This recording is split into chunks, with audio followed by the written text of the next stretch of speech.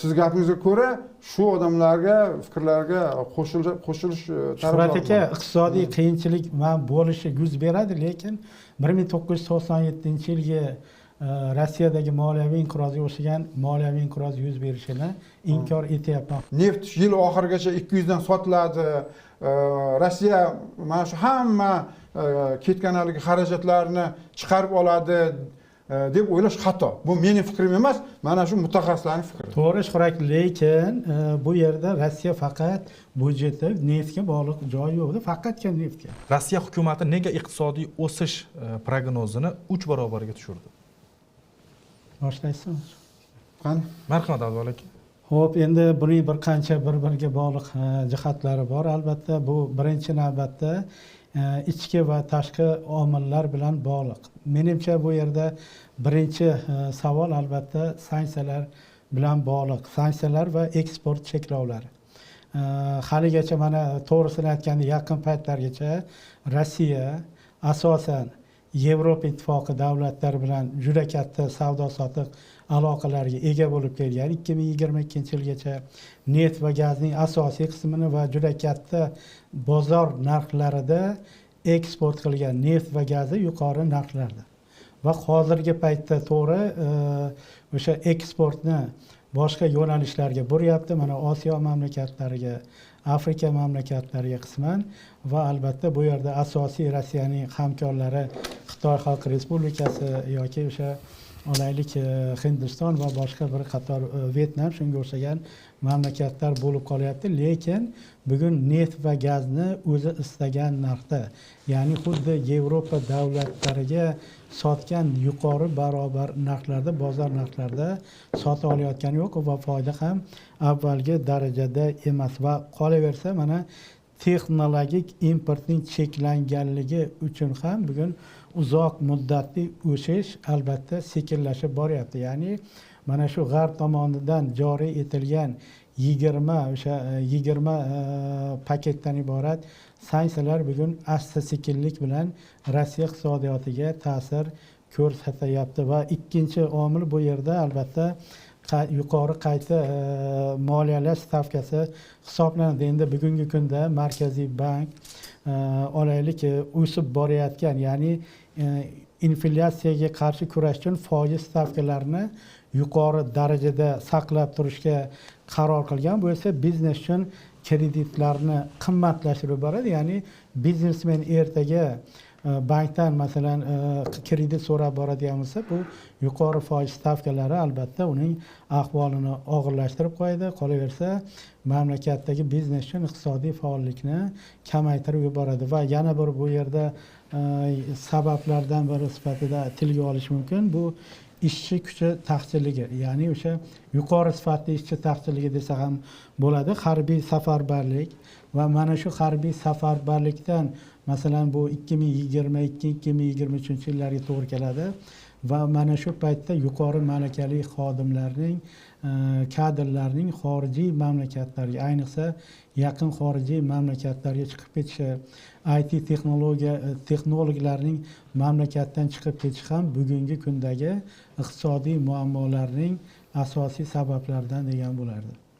Rahmat Abdul aka. Shuhrat aka, marhamat, sizda fikrlar. Endi mana hozir biz YAIM haqida gapirdik. Yalpi ichki mahsulotning shu 3 karra qayta prognozlab shu kamaytirilishi haqida o'zi shu 1.3 o'sishning o'zi ham 1.4 o'sishning o'zi ham makro iqtisodiyotda bu iqtisodiy bir nima deydi, haligi noaniqlik ko'rinishida, bir iqtisodiy xato deb aytish ham mumkin-da. Bu bir real o'sish emas, iqtisodiy xato darajasida deb aytiladi. 1% atrofida o'sish bu ma'noda iqtisodiy xato yoki qo'shib yozish ham deb hisoblash mumkin. Usiz ham o'zi u ham katta bir ko'rsatkich emas edi, 1.3 yoki 1.4 o'sish ham. Endi men bu yer tomoshabinlarning diqqat e'tiborini boshqa bir narsaga qaratmoqchiman. Ana shu makro iqtisodiyotda demak shu haligi byudjet kamolmadi degan tushuncha bor. Byudjetni defitsit deymiz. Mana shu byudjet defitsiti prognozlaganda 2026-yilning oxiriga yakuniga ko'ra jami byudjet komomadi 3.8 trillion rubl deb belgilangan, lekin birinchi kvartalning yakuniga ko'ra bu ko'rsatkich 509 ni ko'rsatyapti. 5.9 trillion rublni ko'rsatyapti. Dollarda buni agar nominatsiya qiladigan bo'lsak, bu bir 90 milliard dollar. Boringki, butun yil bo'yicha ularning byudjet defitsiti 308 bo'lish kerak edi. 308 trillion rubl bo'lish kerak edi. Faqat birinchi kvartal yakuniga ko'ra 2 barobarga bir yillikning 2 barobarga ko'payib ketyapti. Yana 3 ta kvartal bor-ku, ha? Bu 3 ta kvartalni agarda biz xuddi shu byudjet komomad takrorlanadi deydigan bo'lsa, bu oxir oqibat 20 trillion rubldan oshib ketishi mumkin va yilning oxirida Rossiya byudjetining halokati yuz beradi. Berishi mumkin deylikmi? Berishi mumkin, ha, berishi mumkin. Tramp yana ertalab uyg'onib bir qanaqadir sanksiyalarni yechib yuborishi mumkin Rossiyaga. Endi vaziyatni nima saqlab qolish mumkin? Vaziyatni neftning mana shu Eron va Amerika Isroil urushi to'xtamasdan neftning mana shu yil yakuniga ko'ra $200 barrelning $200 plus bo'lib turishi, vaziyatni to'liq emas, o'zgartirish mumkin. Qisman saqlab berish mumkin. Lekin bunga bugungi mana shu ayniqsa neft sohasi analitiklarining o'zlari ham shunday bo'lishiga ishonmayapti. Sababi mana kechagi Trampning Erondan olgan javobi ham neft bozorida bir katta trendlarni bermadi. Ayrim mutaxassislar 120 ga chiqib ketadi degan, 120 ga chiqqani yo'q, shu 100 dan sal oshib turibdi. 114 ga borib qaytdi. Eng katta qiymatlari shu, endi to'g'ri, hozir bir poyga ketyapti, o'ziga xos bir poyga. Bu poygani ham aytib qo'yaylik. Birdaniga 3 ta yirik davlatning yig'ib qo'ygan strategik zaxiralari kamayyapti. Buni ham biz xolis bo'lib aytishimiz kerak. Amerika Qo'shma Shtatlarining neft zaxiralari kamayyapti, chunki ular savdoga qo'ydi.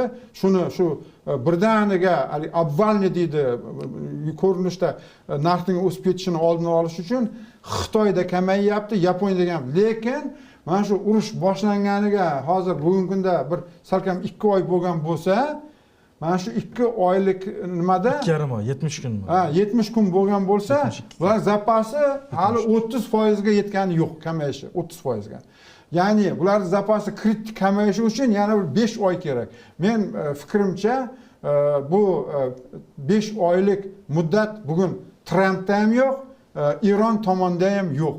Bular juda katta ehtimol bilan mana shu so'nggi muddatlar boring shu iyun oylarining o'rtalariga bor, har ikkala tomon bir-biri bilan murosa qilishga majbur bo'ladi. Chunki Eronning ham muammolari bor, oziq-ovqat yetishmovchiligi boshlanyapti Eronda, Amerikaning ham muammolari bor va bu yerda biz endi Trampni prezident Putinga o'xshab ish qiladimi deb faraz qilishimiz qiyin juda.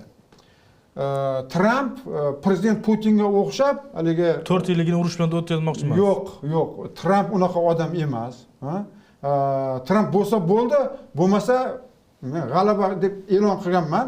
Biz g'alaba har safar hamma nutqida biz g'alaba qilib qo'yganmiz-ku o'zi deyapti. Bu demak o'ziga har doim haligi nimani saqlab qolyapti? Manevr qilish imkoniyatini saqlab qolyapti. Boshida aytganmiz. Ya'ni xohlagan paytda u manevr qilib, bo'ldi biz ketdik deb aytib yuborishi mumkin. Qolganlar o'zlaring bilasizlar, Isroil urushsang urush, Birlashgan Arab Amirligi urushsang urush, biz o'zimiz ishimizni hal qildik deb ketib qolishi mumkin. U prezident Tramp prezident Putinga o'xshab 5 yil urushmaydi. Nafaqat 5 yil, hattoki mana shu yilning oxirigacha ham urushmaydi. Shuning uchun neft bo'yicha neftning mana shunday kritik 200 plus bo'lib oshib ketish ehtimolligi bugungi kunda juda va juda past. Bu Rossiya foydasiga o'ynayapti hozir. Dunyodagi vaziyat xohlaymizmi yo'qmi? Mana AQSh prezidentligiga nomzod bo'lgan Kamala Harris ham ochiq aytdi, bu Eron urushi Rossiyaning foydasiga o'ynayapti. Men aytmoqchimanki, Rossiyada iqtisodiy qiyinchilik yuz berayotgan bo'lishi mumkin, lekin vaziyat iqtisodiy halokatga, iqtisodiy inqirozga yetib bormaydi. Va bugun mana Yaponiya harakat qilyapti Rossiya bilan muloqot o'rnatishga va hozirgi paytda mana Yevropa ittifoqining o'zi ham va hatto Yevropa ittifoqi mana shu Eron urushi boshlangandan beri Rossiyadan tabiiy gaz sotib olishni bir necha barobar, endi yuqori emas, har holda 10 yoki 15% ga oshirdi. Chunki bugun mana oldin Yevropa ittifoqi bayonot bergandiki, biz 2027-yilning 1-yanvarigacha Rossiyadan tabiiy gaz sotib olishni butkul to'xtatamiz degandi. Va mana Kaya Kallas bugun o'sha Rossiya prezidenti Vladimir Putin bilan muzokara olib borish uchun Yevropa ittifoqi nomidan o'zining nomzodini ko'rsatyapti. Albatta bunga Rossiya ko'nmasligi aniq, lekin Yevropa tomonidan ham muzokaralarni tiklash bo'yicha sa'y harakatlar bor. Va mening nazarimda Hormuz bo'g'ozi atrofidagi vaziyat yoki Eron atrofidagi vaziyat keskinlashar ekan, menimcha Rossiyani yakkalab qo'yishga qaratilgan harakatlar samara bermaydi. Endi bu natijasida Ukraina qanchadir yer berish kerak endi oxirida. Endi menimcha oxir oqibat vaziyat shunga borayotganga o'xshayapti va hatto Yevropa ittifoqining eng bir lokomotiv davlati bo'lgan Germaniya federal kansleri o'sha Merz bayonot beradiki, Ukraina oldida boshqa yo'l yo'q. Ya'ni Donbassni topshirish kerak. Va mana shundan keyin biz Ukrainani Yevropa ittifoqiga a'zo bo'lishi masalasida muzokaralar, muloqotni boshlashimiz mumkin deb aytyapti. Va xullas Yevropada ham skeptik fikrlar bildirilyapti-da. Xullas Yevropaning ko'p davlatlari, mana hatto Finlandiya prezidenti Aleksandr Stubb ham o'zining bayonotida xuddi shunday fikrni bildiryapti, lekin biz Ukrainaga yordam berishimiz kerakki, kelajakda Rossiyadan himoyalash uchun bizning qurolli kuchlarimizni, bugungi NATO qurolli kuchlarini zamon bilan hamnafas bo'lishi uchun albatta Ukraina bizga kerak degan fikrni ham bildiryapti. Ular ham masalan shu bugungi kunda nazarimda Ukrainadan Donbassni yon berish masalasida Ukrainaga bosim ko'rsatishyapti. Rahmat. Xo'p, keyingi masalaga o'tsak bo'ladi. Keyin men bitta qo'shimcham borda, mana shu Abduvali akani fikrlariga endi men o'z nomimdan aytmayman, men shu Rossiyaning shu ko'zga ko'ringan iqtisodchi olimlarining fikrlaridan bir iqtibos keltirmoqchiman. Bu haqda men oldin ham aytgan edim. Mana Abduvali aka hozir aytdiki, Rossiyaning mana shu iqtisodiy ahvoli kritik bo'lmaydi, deyapti.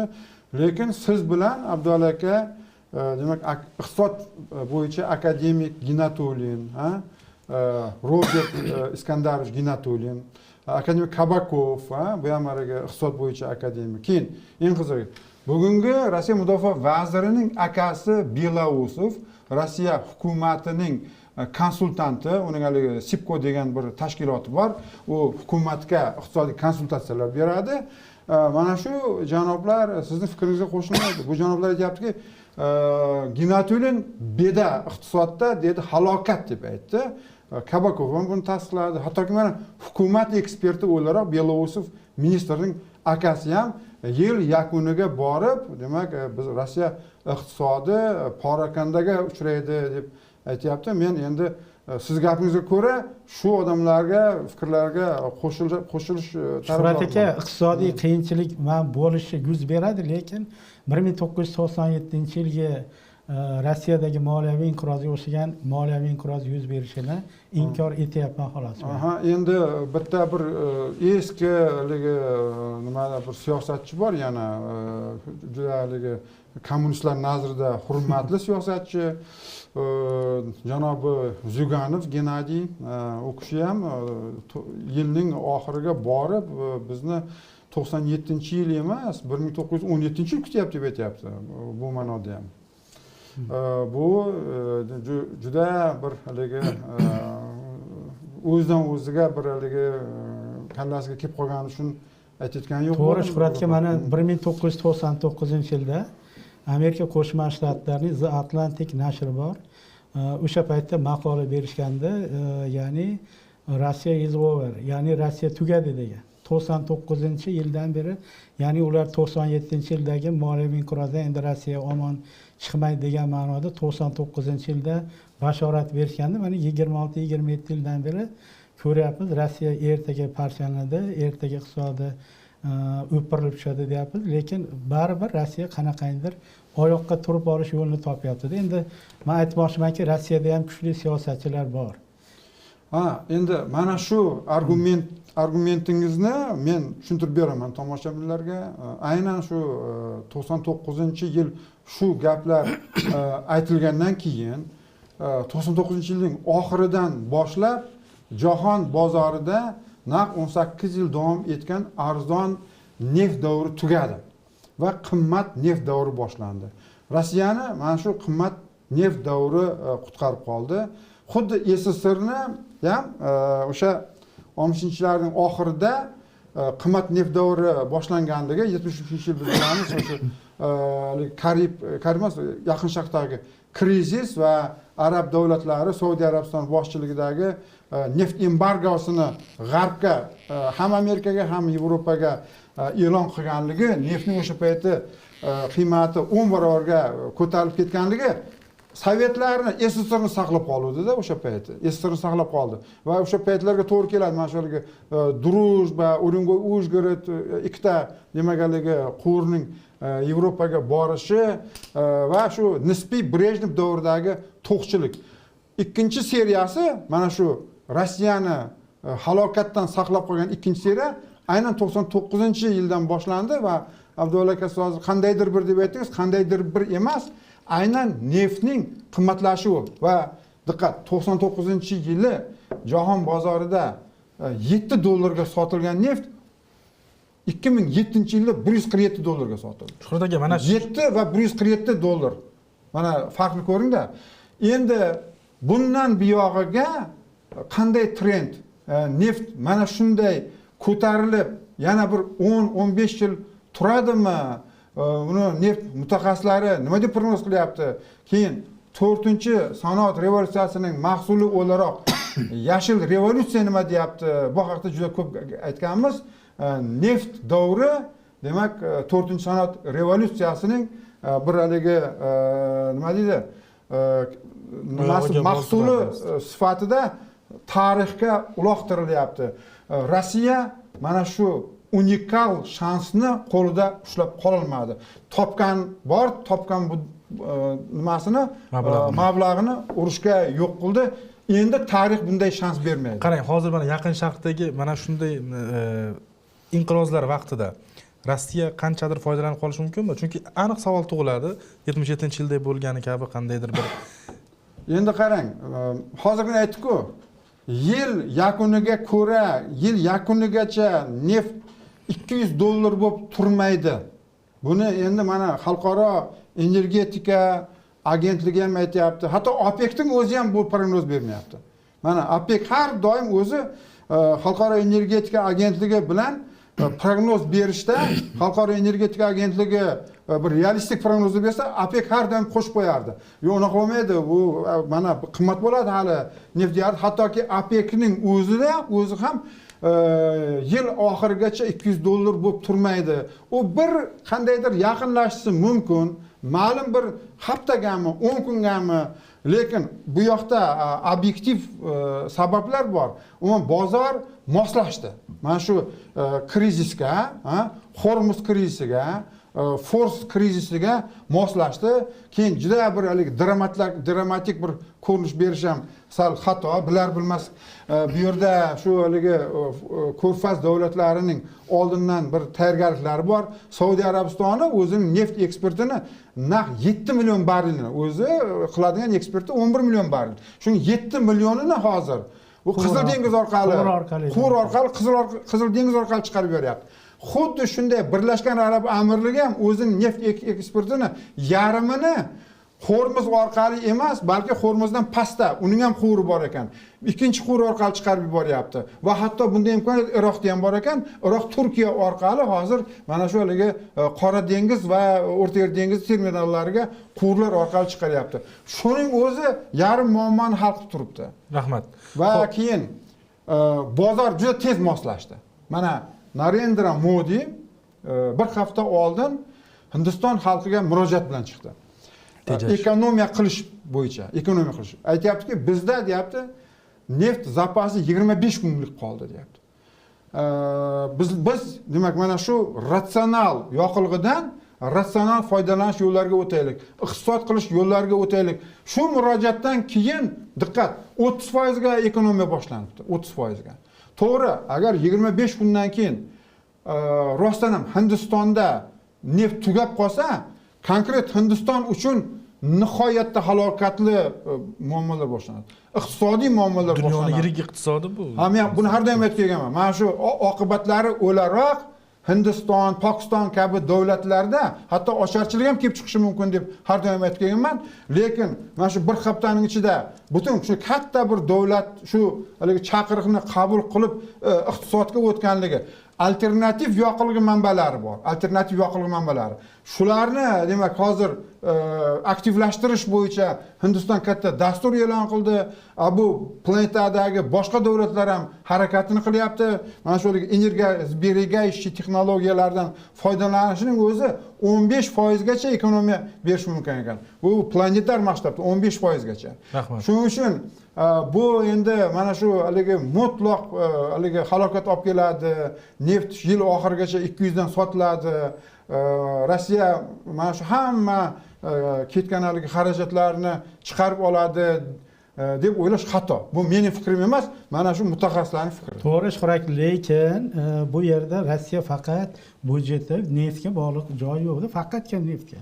To'g'ri urushni moliyalayapti, lekin bu yerda mana kam xarjli texnologiyalarga sarflash harakat qilyapti. Oldin masalan tank yoki aviatsiyaga e'tibor berilgan bo'lsa, bugun Ukraina ham, Rossiya ham dron va robotlarga katta e'tibor qaratyapti.